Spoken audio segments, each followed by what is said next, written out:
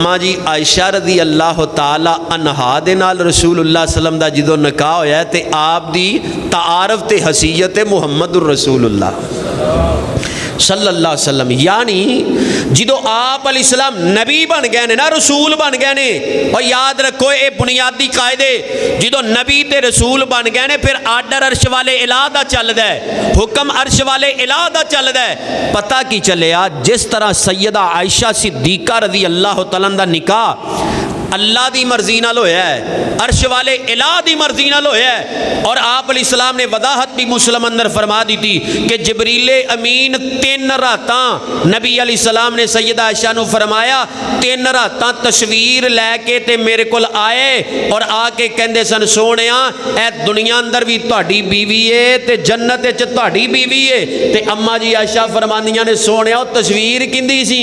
आपने फरमाया आयशा किस्मत वाली तस्वीर तेरी सी।